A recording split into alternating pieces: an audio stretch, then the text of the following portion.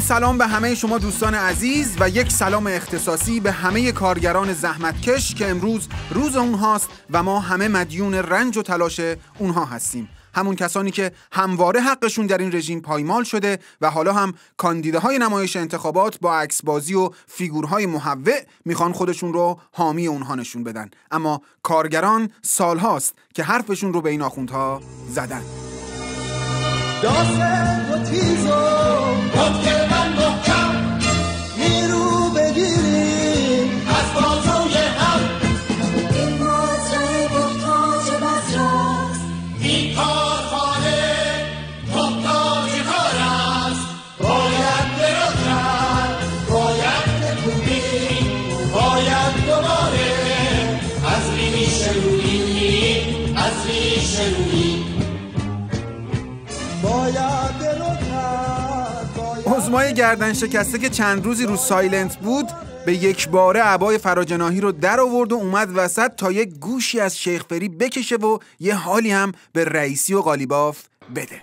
گاهی میشنویم شنفتیم در گذشته بعضی ها گفتن که ما که آمدیم فرض کنید مسئولیت پیدا کردیم توانستیم سایه جنگ رو از سر کشید. نه، این حرفای درستی نیست.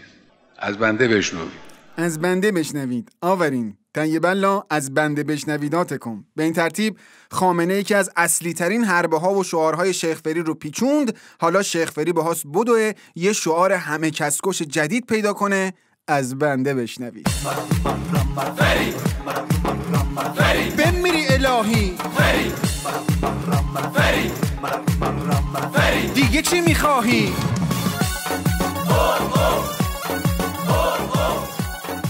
آخه این که تنها مشکل شیخ فری نیستش که. مشکل این بدبخت اینه که مثل بقیه کاندیداها هر چی میگه توش آبه. میگه وعده 100 روزه تقش در میاد. میگه 4 میلیون کار درست میکنم، اونم میتقه. این دفعه هم تو مناظره گفت گاز رو رسوندم زاهدان. خب بابا اینو جلوی دلواپسا میگی، بعد اونا همینو علم میکنن، اینجوری میان برات. دولت 11 توجه ویژه‌ای کرده به منطقه شرق کشور. برای اولین بار ما گاز رو رسوندیم به زاهدان. گاز اسمن اومده زاهد. روحانی دروغ گفت به مردم ایران، به مردم سیستان. البته دروغگویی دلواپس و دلارام نداره. تشت رسوایی قالیباف هم از روبام افتاده. یه قلم برگشت گفت من 300 کیلومتر مترو رو راه انداختم، حالا رفتن متر کردن دیدن 170 کیلومتر بیشتر نیست. البته هست، منتها زیر عبای ملاست. چطور شده؟ جن آمده. جن نه بابا. گوش کجا رفت؟ بگمانم که زیر عبای ملا رفتم. چی زیر عبای من؟ وای وای چک چک چک وای وای چک چک چک وای وای. آقا ما این سردار قالیبافو خیلی دست کم گرفته بودیم و تو مناظره اول جهانگیری دماغشو کوبید تو صورت قالیباف و گفت داداش تو بعد از 12 سال 4 تا زباله رو نتونستی هنوز تفکیک کنی، اون وقت جلوی من و حسن شاخبازی در میاری؟ قالیباف هم جواب داد که شما خبر ندارین، ما تو شهرداری تهران از زباله ها برق تولید میکنیم. شیطون واسه خودش بابا برقی بوده و ما خبر نداشتیم. میگن شب که مناظره تموم شده اهل منزل زنگ زده گفته محمد باقر قبل ساعت 9 خونه باش آشغالا رو بذارم دم در که یهو برق قطع نشه. البته با مسئولین جمهوری اسلامی میشه برق صنعتی تولید کرد، بس که آشغالن. من بابا برقی هستم، روشنی خونه ها، خیابونای شهر و پس کوچه های روستا، با روشنایی برق شبا میشن. اسحاق جهانگیری کاندیدای پوششی شیخ فری رفته مصاحبه کرده که آقا اصلا چیکار به مو و حجاب مردم دارید؟ این گشت ارشاد چیه را انداختین؟ اگه کسی نمیدونست که ایشون معاون اول رئیس جمهوره فکر میکرد که طرف نماینده عفو بین الملله. واژه‌های بسیار مهم و کارساز و تعیین کننده مثل همین امر معروف از نهی از منکر تبدیل میشه به این که ما یه عده‌ای راه بیاندازیم در خیابون‌ها ببینن یک دختر خانم یک شاخ موش بیرونش بهش تذکر بدن.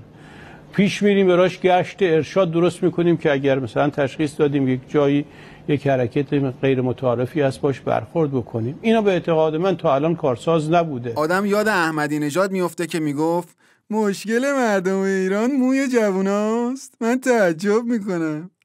آقا اینا 4 سال یه بار میان و میگن مشکل ما حجاب نیست، باید به زنان فرصت‌های برابر داده بشه، گشت ارشاد کیلو چنده، زندانی سیاسی آزاد باید گردد. اصلا ما چیکار به زندگی خصوصی مردم داریم؟ دست و جیغ و هورا و اینا.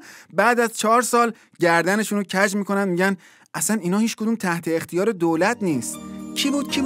من نبودم. کی بود؟ من نبودم. من که دروغ زن نبودم. شاید باید میپرسیدم. یه مناظره دوغکی برگزار کردن با اون سوالای مسخره. حالا تازه هیچ کس هم هیچ حرفی نزده ها، بیشتر معما حل کردن. بعد حالا همشون هم شاکیان. هر کی اومده شکایت نامه پر کرده. یکی میگه زمانم کم بود، یکی میگه به من مهلت ندادین جواب بدم، یکی از روندش شکایت داره، یکی از کمندش شکایت داره، یکی از هونگش شکایت کرده. خلاصه هر کی یه نامه‌ای نوشته. پاکت بی تمر و تاریخ، نامه بی اسم و امضا، کوچه دلواپسی ها برسه. آقا به نظر من فقط این کاندیداها نیستن که مضحکه مردم شدن.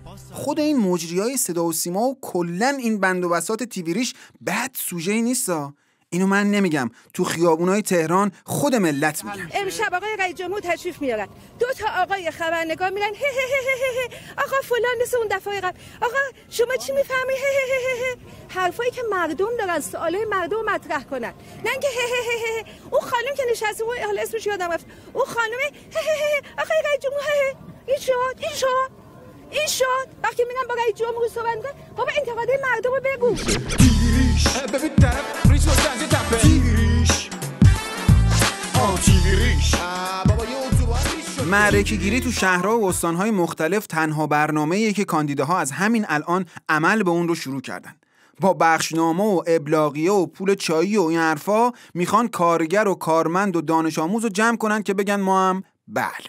بعدش هم که دیگه میگن دیگه نمیدونم سفرتون رو نفتی میکنم، 600 میلیون شغل ایجاد میکنم، دیوار چین رو کوتاه میکنم، مترو میکشم تا کره ماه، من علم میکنم، من بل میکنم، جیمبل میکنم، من دولت تعیین میکنم، من تو دهن این دولت میزنم. و اما بشنوید یک کلام از مادر عروس اصلاحات هاشمی طبا که مثلا کاندید ریاست جمهوری هم هست. گفته که وضعیت اینقدر خرابه که پدر جد روحانی هم نمیتونه مشکلات کشور رو حل کنه.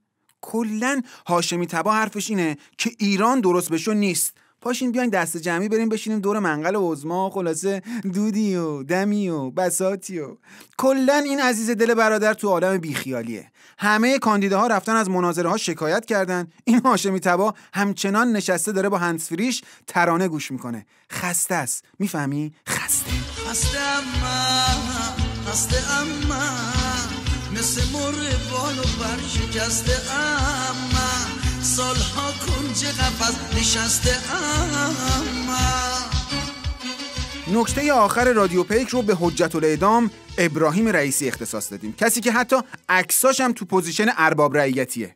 بعد یه دلی میسوزونه واسه حقوق شهروندی و یه خودشو میزنه به موشمردگی که من یتیم بودم و طعم یتیمی رو چشیدم، که آدم یاد اون داستان تیز چنگال ماهیچه دوست میفته و اون شعر عبید زاکانی که میگفت بارلا که توبه کردم من، ندارم موش را به دندانا، بهر این خون ناحقی خلاق من تصدق دهم اما کیه که ندونه انتخابات اون رو به این رنگ در آورده، وگرنه این همونیه که میگفت نمیدونم میدونی از گوشت لفت خوشم میاد، عاشق ماهیم و از استاخون بعدم میاد، نمیدونم وقتی که من مال مفتی میبینم از خودم بی خود میشم، شنگول و بازی گوش میشم، آخه این طبع منه وای این چنین رسمه. خب دوستان، ممنون از شما که هر روز پایه‌ای دو رادیو پیک رو پشتیبانی میکنید. منتظر نظرات و سوژه های پیشنهادی و متن‌های ارسالی شما